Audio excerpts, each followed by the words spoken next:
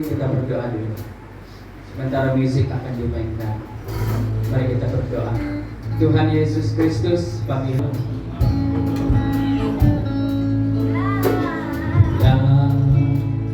buka mataku, lihat wajahmu,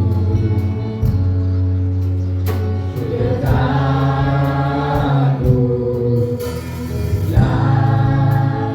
lihat hidupku dan karya tanganmu. Ku tersanjung karena semua yang baik dalam hidupku, itulah karyamu. Kau beri kesempatan yang baru, katakan, dan ku ingin mengenalmu Tuhan lebih dalam dari semua yang ku kenal. Benar Tuhan, tiada kasih yang melebihimu. Ku ada untuk menjadi penyembah. Mari kita angkat lagu ini dengan segenap hati kita, dengan segenap iman kita. Buka mataku, lihat wajahmu, ku terkagum, ku terkagum.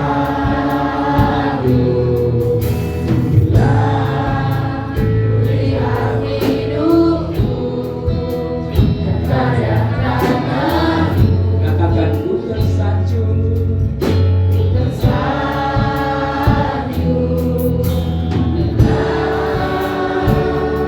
semua yang baik dalam hidupku. Katakan iman kita, itulah karyamu. Kau beri kesempatan yang baru, dan ku ingin mengenalmu Tuhan lebih dalam dari semua yang ku kenal. Oh, tiada kasih yang melebihimu. Ku ada untuk menjadi penyembahmu. Katakan, bila ku buka mataku, jemaat saja Buka mata, kasih Tuhan, Kau sungguh baik dalam hidup kami. Kami sangat terkagum Tuhan. Benar Tuhan. lihat hidupku, karya tanganmu. Ku tersanjung karena semua yang baik dalam hidupku. Benar Tuhan, itulah karyamu. Kau beri kesempatan,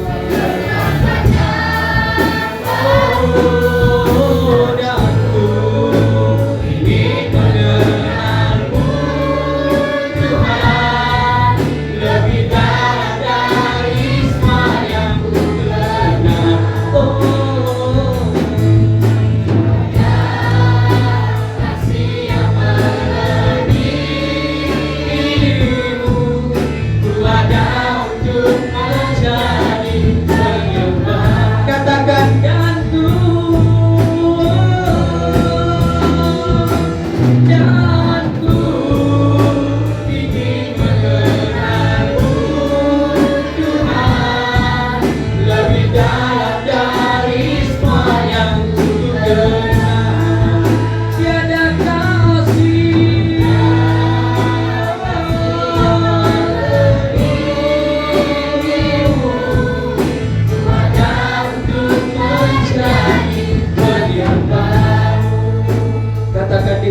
dalam hati kita.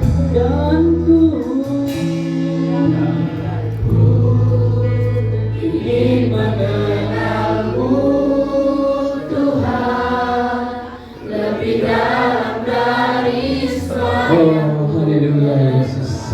Ini jati kami Tuhan.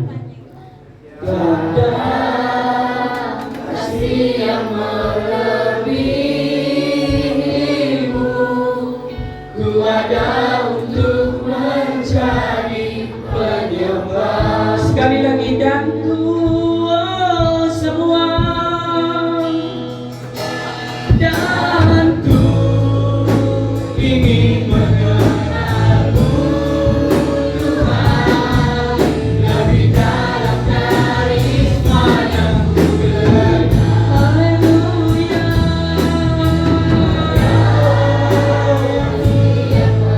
Lebih angkat tangan saudara. Oh haleluya Yesus, pada pagi hari ini kami ada komitmennya Tuhan untuk bersama memuji menyembah Tuhan.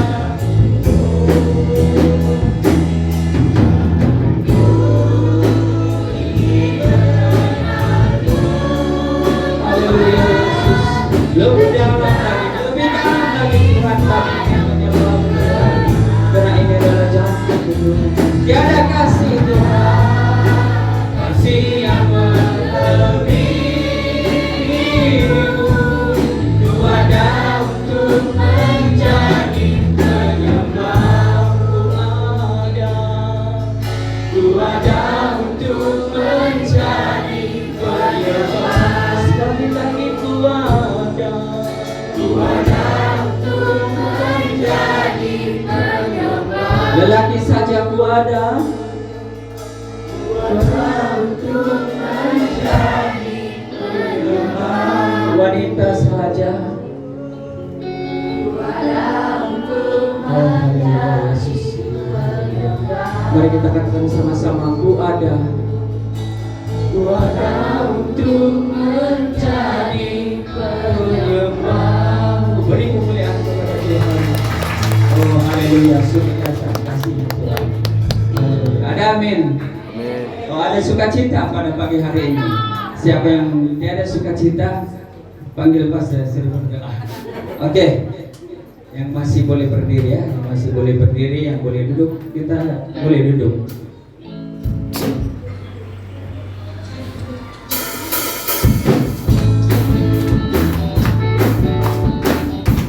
Oke, coba mari kita sama-sama bangkit berdiri dan kita menari dengan lagu lama.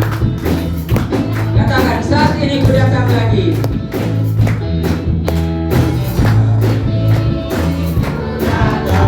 Ya, masih ingat lagi lagu lamanya. Tuhan, hidup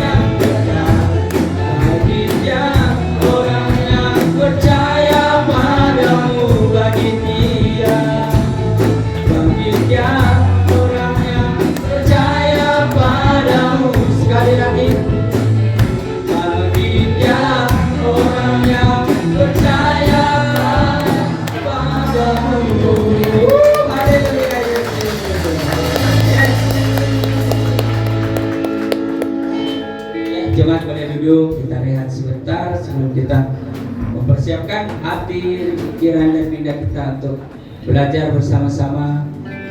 Kita mendengar firman Tuhan pada pagi hari ini. Kita akan percaya bahwa Tuhan ada di sini. Amin. Minta maaf selalu kurang suara.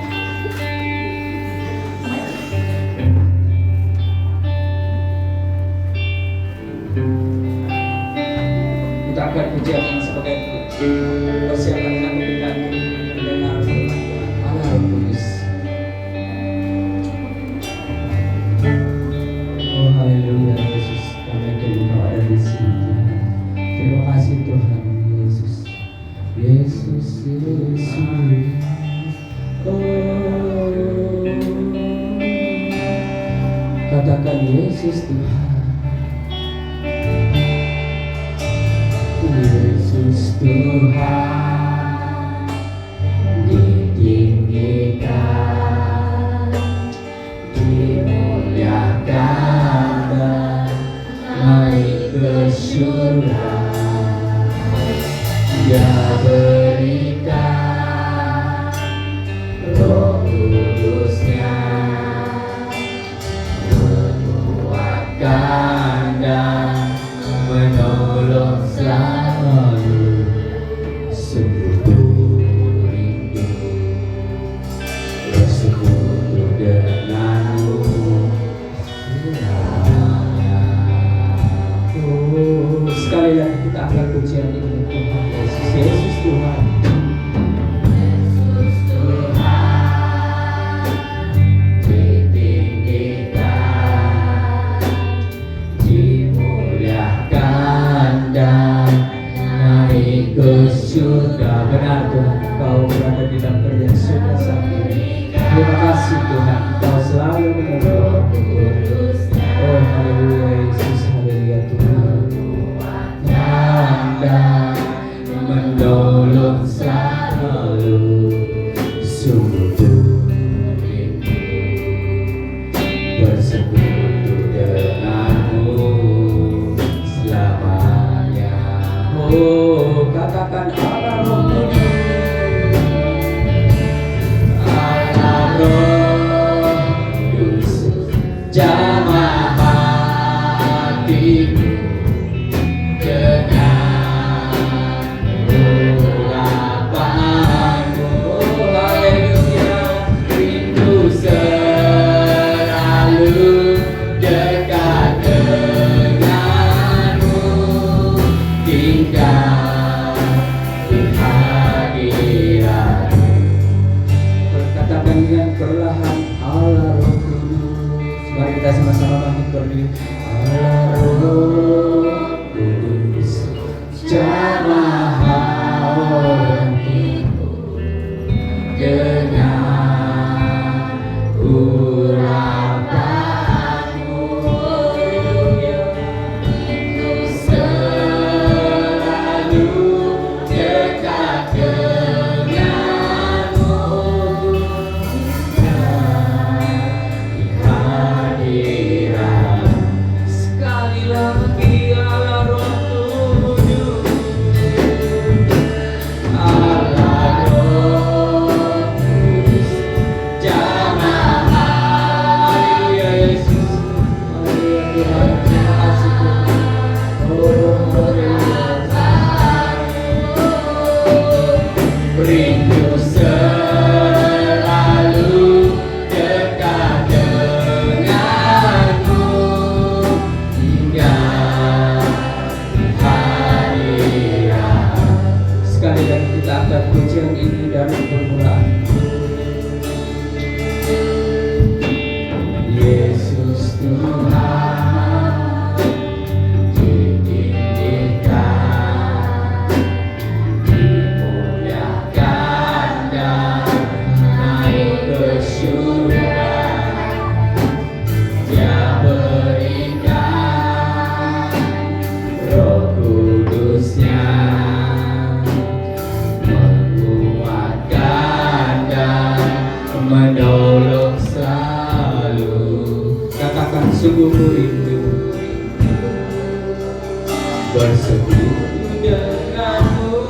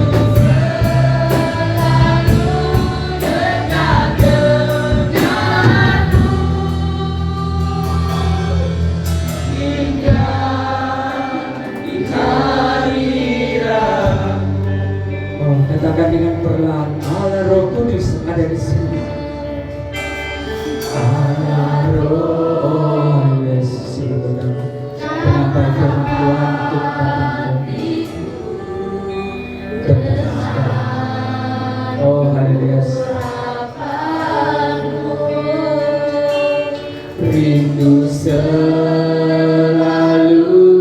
dekat denganmu, indah hadiratmu. Saya mengundang khotbah pada pagi hari ini untuk naik ke pentas ini. Kita belajar bersama-sama karena ada Roh Kudus ada di tempat ini. Oh,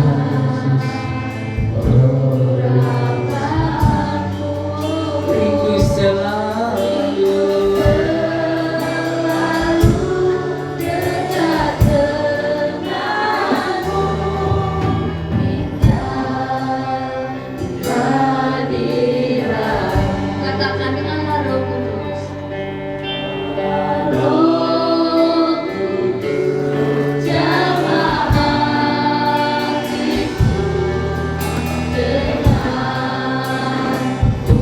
urapanmu, rindu selalu dekat denganmu,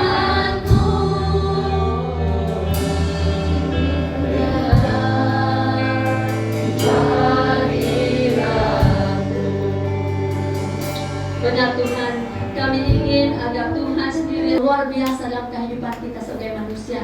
Sebagaimana kita menjadi orang yang percaya kepada Tuhan, kita punya harapan yang pasti di dalam kehidupan kita sebagai orang-orang percaya. Kita lihat di dalam Ibrani pasal 6 ayat yang ke-9 hingga yang ke-20, di mana dia mengajar kita bagaimana harapan kita ini. Harapan kita dalam dunia ini, harapan kepada anak-anak kita, harapan kita dalam pekerjaan kita, apa yang harus kamu terjadi dalam kehidupan kita sebagai orang-orang percaya. Jadi kita lihat dalam Ibrani pasal 6 ayat 9 hingga yang ke-12. Tuhan ini dia mengajar kita bagaimana kita menjadi orang-orang percaya, bagaimana kita berharap kepada Tuhan di dalam kehidupan kita sebagai orang-orang percaya. Kalau kita lihat di sini bahwa 3 hal penting yang sangat kita perlukan dalam kehidupan kita. Yang pertama, pengharapan yang pasti harus dimiliki oleh orang-orang yang percaya kepada Tuhan. Kadang-kadang kita hanya percaya, tapi belum tentu kita berharap apa yang kita percayakan di dalam kehidupan kita. Yang kedua, Tuhan tidak akan lupa akan pekerjaanmu, akan pelayananmu di muka bumi ini. Dan yang ketiga, Jakarta pengharapan itu adalah saul yang kuat bagi kita yang masih di dalam muka bumi ini. Jadi ingat 3 perkara ini, bagaimana kita berharap kepada Tuhan di dalam kehidupan kita. 3 kunci bagaimana kita tetap berdiri teguh dalam iman kita sampai hari ini. Ingat tahun 2024 kita memerlukan pengharapan yang pasti di dalam kehidupan kita. Tanpa pengharapan kita akan diombang-ambingkan. Kita tidak tahu tujuan kita jadi orang Kristen. Kita tidak tahu tujuan hidup kita sebagai orang-orang yang sudah dipilih, dipanggil oleh Tuhan di dalam kehidupan kita. Jadi pada pagi kita belajar bagaimana Tuhan itu telah memberikan harapannya kepada kita. Yang pertama, melalui keyakinan bahwa apa yang kita lakukan di dalam Tuhan mendatangkan kemuliaan bagi Tuhan. Jadi setiap sesuatu yang kita lakukan dalam kehidupan kita dalam muka bumi ini, pastikan bahwa segala sesuatu mendatangkan kemuliaan bagi Tuhan, bukan kemuliaan bagi diri kita sendiri, bukan milik kemegahan kita, tetapi kita bermegah dalam Tuhan, karena Tuhan yang bertindak di dalam kehidupan kita sebagai orang-orang percaya. Bukan kita yang bertindak, tetapi kita merendahkan diri kita di hadapan Tuhan. Seorang yang rendah hati adalah seorang yang mudah minta maaf. Ingat, tapi orang yang tidak mudah minta maaf, dia adalah orang yang sombong. Dia ingat bahwa dia adalah orang yang kuat dalam kehidupannya. Tapi ingatlah hari ini bahwa seorang yang rendah hati, Tuhan akan memberkati dia. Tuhan melihat hati kita. Tuhan tidak melihat keras muka kita ini, tetapi Tuhan lihat hati kita. Itulah sebabnya saya berdoa agar Tuhan jaga hati saya ini. Tapi kadang-kadang dosa kegelapan itu akan bekerja melalui pikiran kita. Kita berdoa, Tuhan jagalah hati saya, tapi iblis pula bekerja melalui pikiran kita. Mengapa itu terjadi? Karena kita masih manusia. Kita masih ada di muka bumi. Kita memerlukan kekuatan, pengharapan dalam Tuhan. Sehingga dia katakan di sini bahwa, tetapi saudara-saudaraku yang terkasih, sekalipun kamu berkata demikian tentang kamu, kami yakin bahwa kamu menjadi sesuatu yang lebih baik. Jadi mungkin tahun lalu mungkin kita melihat hidup kita kurang baik, tapi tahun ini akan menjadi lebih baik lagi. Kuncinya kita menyerahkan hidup dan sepenuhnya pada tangan Tuhan. Kita berjalan bersama-sama dengan Tuhan di dalam kehidupan kita, dan kita berharap kepada Tuhan. Sekalipun kita tidak melihat apa yang kita harapkan, tapi oleh iman kita, percaya kita akan memiliki apa yang kita harapkan di dalam kehidupan kita. Sehingga orang-orang percaya. Itulah sebabnya di sini buat biarlah terlakukan segala sesuatu mendatangkan kemuliaan bagi Tuhan di dalam kehidupan kita. Dan dikatakan bahwa melalui iman percaya kepada Tuhan pasti akan berhasil. Ingat, kalau kita percaya, beriman, berharap kepada Tuhan, pasti kita akan berhasil dalam segala sesuatu yang kita lakukan di dalam kehidupan kita. Tapi kalau kita tidak berhasil, jangan kecewa kepada Tuhan, jangan persalahkan Tuhan, tetapi selidikilah hati kita, selidikilah hidup kita, apa kita tak percaya ataupun kita sudah di luar kehendak Tuhan di dalam kehidupan kita pada saat ini. Jadi kalau kita berhasil, berikanlah kemuliaan kepada Tuhan. Kalau tidak berhasil, minta petunjuk daripada Tuhan. Mengapa hal ini terjadi? Pasti Tuhan akan tunjuk kepada kita apa yang perlu kita perbaiki dalam kehidupan kita orang-orang percaya.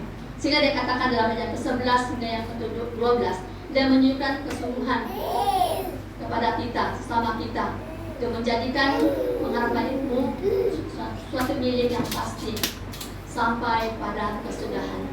Berarti bukan hanya saat kita aku percaya Tuhan, tetapi kita di luar, pikiran di luar Kristus. Tapi kata firman Tuhan ini, buat kita menjadikan pengharapan itu menjadi milik yang pasti di dalam kehidupan kita. Sebab kalau Tuhan sudah campur tangan, tidak ada yang mungkin, tapi semuanya akan terjadi di dalam kehidupan kita kalau Tuhan campur tangan dalam kehidupan kita. Jadi hari ini izinkan Tuhan campur tangan dalam kehidupan kita. Apapun rencana kita, apapun yang kita melakukan, izinkan Tuhan bekerja lewat dalam kehidupan segala orang-orang percaya.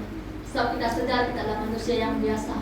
Kita seringkali diombang-ambingkan oleh zaman ini. Kita juga seringkali diombang-ambingkan oleh pemikiran kita, hati kita sendiri. Kadang-kadang kita menuduh pencobaan tentang manipulasi iblis. Padahal pencobaan itu kita cari sendiri dalam kehidupan kita. Tapi kuncinya berdiam diri dan di hadapan Tuhan. Serahkan semuanya kepada Tuhan. Kalau saya lihat suatu perkara yang tidak menyenangkan hati saya, apa yang saya buat? Saya katakan Tuhan ampuni saya dan berkati orang itu saja. Nanti setelah tiba-tiba dia akan menegur kita. Dia merasa suka cita bersama-sama dengan kita. Karena kita adalah orang yang rendah hati. Melalui rendah hati Tuhan akan memberkati kita setiap saat dalam kehidupan kita. Sebab kata firman Tuhan, yang tinggi hati akan direndahkan. Jadi kita mau direndahkan, tidak makan, tapi kita mau ditinggikan bersama-sama dengan Tuhan. Saya sendiri pun mau ditinggikan oleh Tuhan. Saya tidak mau ditinggikan oleh dunia ini. Karena dunia ini menilai kita. Bila kita buat silap, kita akan dibuang. Tapi Tuhan tidak. Kita buat silap, dia tetap menunggu kita kembali kepada Dia. Karena bersama hadirat Allah kita akan merasa tenang dalam kehidupan orang-orang percaya. Itulah sebabnya kata firman Tuhan hingga dalam ayat yang ke-12 dia menyatakan bahwa pengharapan itu pasti milik yang pasti di dalam kehidupan segala orang-orang percaya. Dan janganlah kamu menjadi lamban ataupun lamban kata Endon, tapi bahasa Malaysia lembab. Berarti kita tidak boleh bertindak. Kita hanya mampu berdiam saja, tidak mau bergerak. Itu artinya lembab. Tapi teladanilah mereka yang mewarisi janji itu melalui iman dan kesabaran mereka. Siapa yang teladani? Kalau kita lihat dalam ayat seterusnya, Abraham adalah seorang yang sabar. Dia telah mewariskan kesabarannya kepada kita hari ini. Kalau kita seperti Abraham, dia bertindak dalam iman. Dia percaya janji Tuhan dalam kehidupan dia. Walaupun umurnya sudah lanjut, Tapi kata firman Tuhan kepada Abraham, bahwa dia akan jadi waris kepada seluruh bangsa ini katanya. Sehingga Tuhan telah berkati dia. Tuhan berkati dengan anak dia pada waktu itu. Itu anak Ishak. Sekalipun mereka sudah tua. Kalau firman Tuhan menyatakan bahwa Sarah sudah putus haid, tapi sudah mencapai umurnya, tapi Tuhan berkati dia. Karena janji Tuhan bagi mereka untuk mendapat waris kepada bangsa itu. Jadi hari ini, sekalipun kita melakukan segala sesuatu, kita percaya kepada Tuhan dengan sepenuh hati kita. Tuhan pasti akan mengabulkan apa yang kita perlukan di dalam kehidupan kita. Kami bukanlah menurut kehendak kita, tetapi menurut Bapa di surga yang melakukan dalam kehidupan setiap orang-orang percaya. Itulah sebab kata firman Tuhan ayat yang ke-12 bahwa kita harus meneladani kehidupan Abraham pada saat ini. Karena dia seorang yang takut akan Tuhan, dia selalu hidup akan benar dalam kehidupannya pada saat ini. Dan melalui kesabaran dia akan berhasil di dalam kehidupan dia. Lalu dalam hal yang ketiga, dia mengajar kita bahwa Tuhan tidak akan lupa pekerjaan. Kalau kita lihat dalam ayat ke-10 tadi menyatakan, sebab Allah berkata, ayat yang ke-10, sebab Allah bukan tidak adil sehingga ia lupa akan pekerjaanmu, kasihmu kamu tunjukkan terhadap namanya oleh pelayanan kamu kepada orang-orang kudus yang masih lakukan sampai sekarang. Jadi ini adalah bukti penyertaan Tuhan sampai hari ini. Dari umur kita masih dalam bayi sampailah hari ini kita sudah berumur. Kalau saya sudah masuk 50 lebih sudah 55 tahun, berarti kalau saya lemah, saya ingat kebaikan Tuhan. Karena dia memperpanjangkan umur saya. Sehingga kalau sekali berjalan, ada yang panggil saya Amoy. Saya panggil dia Pakcik. Begitu. Terus dia ketawa. Saya heran. Dia bilang dengan saya, kamu ni macam Amoy Cina lah dengan saya. Amin. Jadi itu sehingga dia cakap Cina dengan saya. Saya katakan saya bukan Cina, saya adalah orang Kristen. Saya katakan dusun segama. Oh, jadilah. Tapi kamu macam Amoy Cina lah dengan saya. Ya, suami saya ada. Apa dia cakap itu? Dan suami saya dia kata begini. Sebab itulah kita sebagai orang percaya. Saya percaya bagi setiap orang yang percaya kepada Tuhan, walaupun umur kita sudah jauh sana, tapi Tuhan itu akan memberi kita kekuatan, memberikan kita kemampuan dalam kehidupan kita. Karena orang percaya apa? Luar biasa. Amin. Beri kemuliaan kepada Tuhan. Kita adalah orang-orang yang luar biasa dalam kehidupan kita. Mengapa? Sebab Tuhan tidak akan lupa pekerjaan, kata firman Tuhan. Tetapi dalam pasal atau Korintus 15 ayat 58 dia menyatakan sampai hari ini. Dia menyatakan kepada kita, karena itu berdirilah teguh, jangan goyang, tetapi lihatlah selalu di dalam pekerjaan Tuhan. Sebab jerih payahmu tidak sia-sia. Ingat, ini adalah kunci bagaimana kita maju di dalam pelayanan kita. Bagaimana kita menjadi orang kuat di dalam iman kita sebagai orang-orang percaya. Yang pertama, Tuhan menjanjikan bahwa dia katakan, pertama dia tunjukkan kepada kita dulu, kan? Dia tunjuk kita lagi. Kata pastor menerima dulu, kita tunjuk di atas. Tapi empat jarinya menunjuk kepada kita. Kita minta kepada Tuhan. Tapi empat jari ini kita harus melakukan yang ada dalam hidup kita.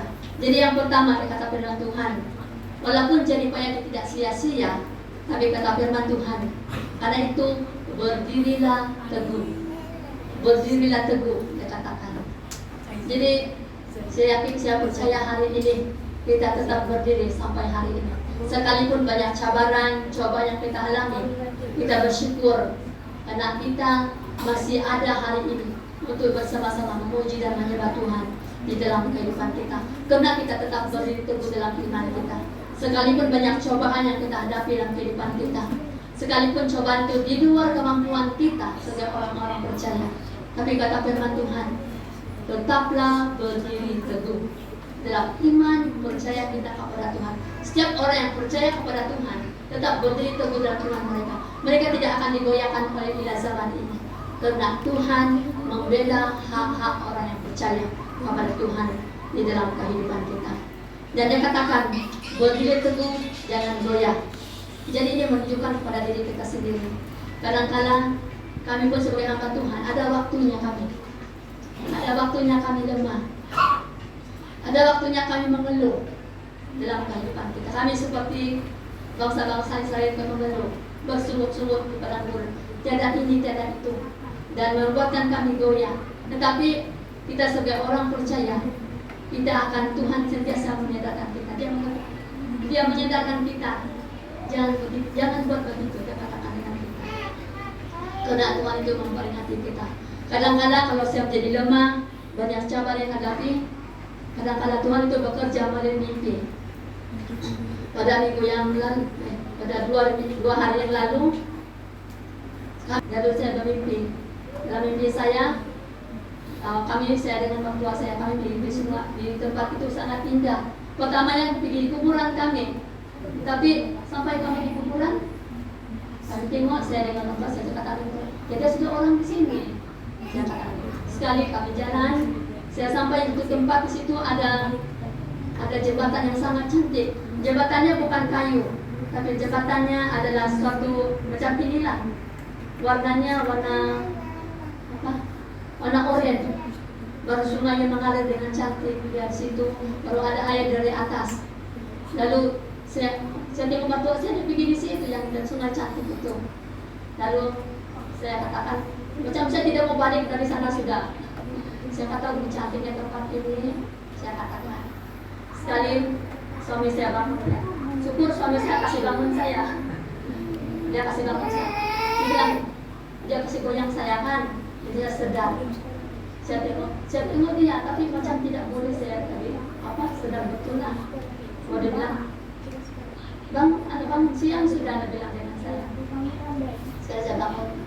Dia bilang, tapi terbayang banget mukanya aku di sana. Dalam hati saya, rupanya di surga itu adalah indah adanya. Tuhan sentiasa memperlihatkan kita apa yang terbaik. Saat terlemah, dia akan menghibur kita, dia akan menguatkan kita, dia memperlihatkan sesuatu yang luar biasa di sana. Jadi itulah saat kelelahan itu ada sukacita. Lalu saya kasih dengan suami saya. Kalau dulu orang tua bilang kalau kita nampak begitu, dia tidak lama panggil kita, saya katakan. Tapi saya kata dalam hati saya tidak juga susah hati kalau saya dipanggil, sebab saya sudah lihat keadaan di sana sangat bagus, saya katakan sangat aman di sana. Saya katakan di situ. Lalu saya bangun, apa terjadi? Saya punya badan sudah di luar dari bilang itu. Saya bergerak, tapi saya tidak tahu. Baru saya kata dengan saya, krim pas punya badan ini, setengah badan saya krim. Jadi kalau hari Tuhan panggil kita sudah ada harapan di sana. Tak perlu takut lagi. Sampai sana lebih indah. Kalau kau bermimpi kau melihat sana, mungkin kamu juga tidak mau balik ke situ. Sebab sana sangat indah. Tapi kata firman Tuhan, kalau Paulus menyatakan lebih baik kita mati di dalam Tuhan daripada kita mati bersama-sama dengan Tuhan. Dia katakan firman Tuhan. Tapi kalau Tuhan izinkan kita melayani, mari kita melayani bersama-sama. Karena kata firman Tuhan, jeripayamu tidak sia-sia. Inilah kunci firman Tuhan bagi saya untuk menguatkan saya sampai hari ini, bahwa kita harus berdiri teguh, jangan goyang dan giat dalam pekerjaan Tuhan. Ingat, inilah kuncinya bagi kita untuk dikuatkan sekalipun banyak cobaan. Lalu hal yang ketiga, hal yang terakhir, kita lihat dalam ayat yang ke-19 hingga yang ke-20. Mengapa pengharapan itu selalu yang kuat di dalam kehidupan kita sebagai orang-orang percaya. Sebagai saw yang kuat. Kita lihat dalam ayat yang ke-19 hingga yang ke-20.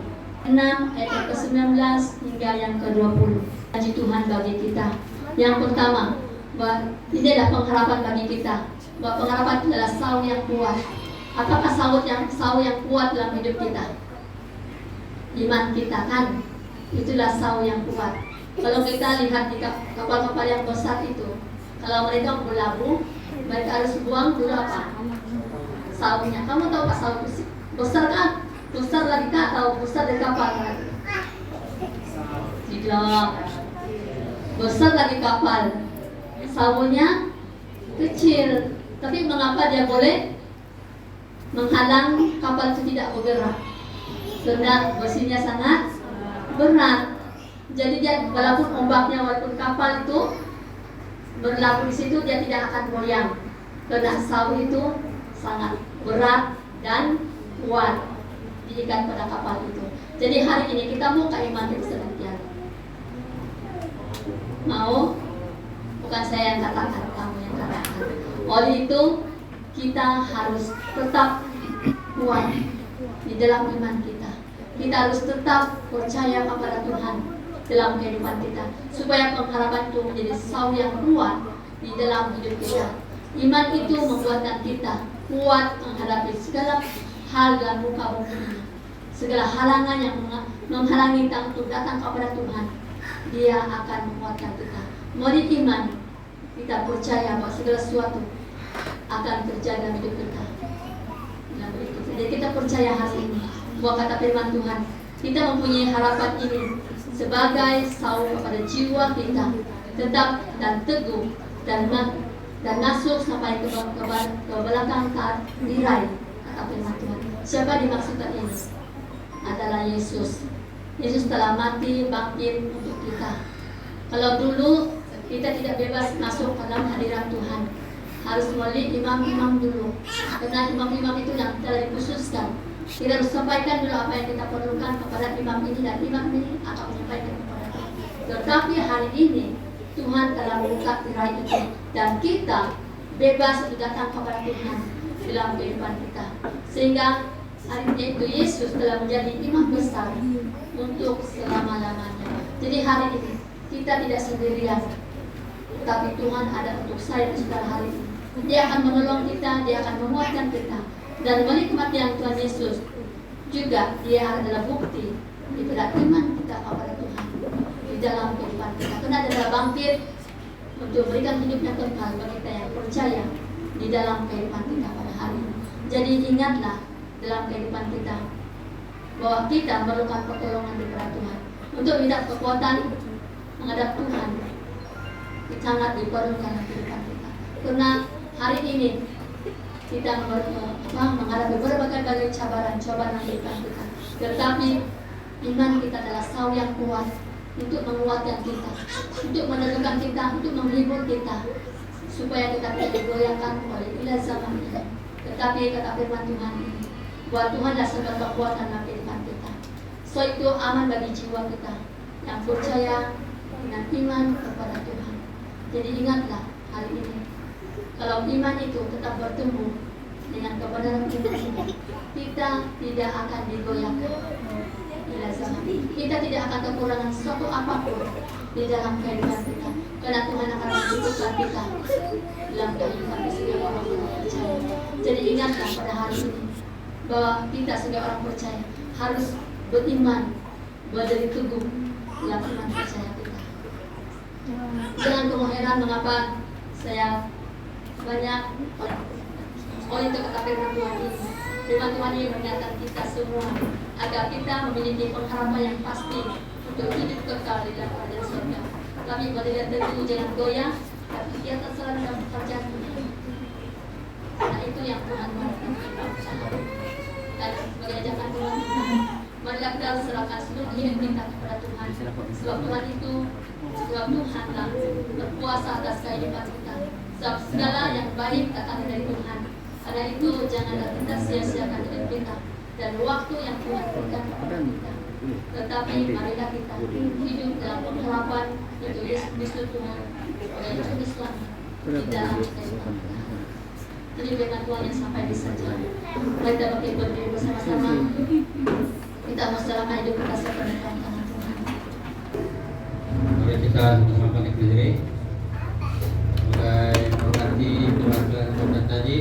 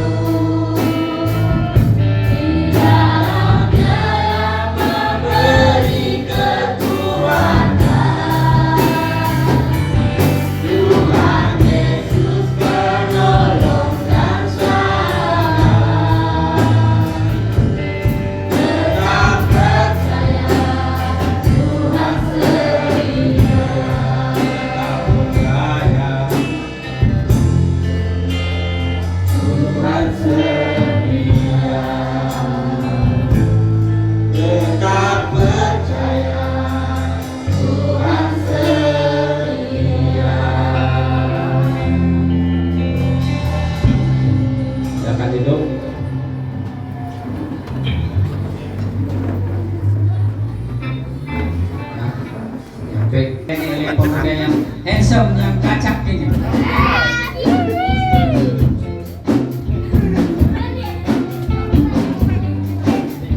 Ya dari sini mungkin kita ingat juga lagunya kan.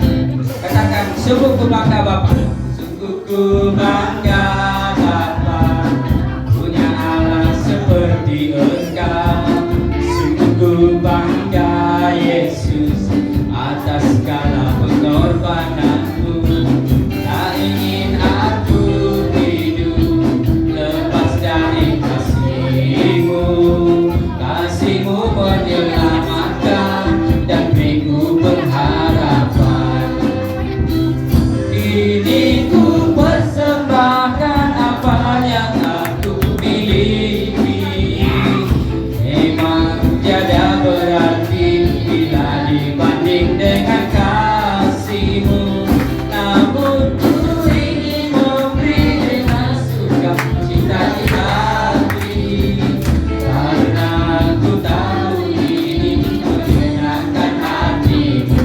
Sekali lagi, sungguh ku bangga Bapak, sungguh ku bangga Bapak, punya Allah seperti Engkau. Sungguh ku bangga Yesus, atas segala pengorbananmu.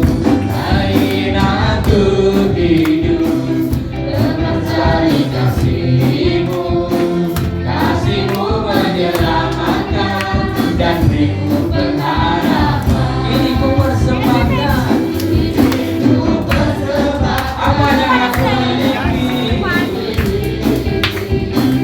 Memang tiada berarti bila dibanding dengan kasih-Mu. Mari kita bersama-sama menari, Pak. Sebelum goyang-goyang kamu. Dapat sini saya mau makan, boleh.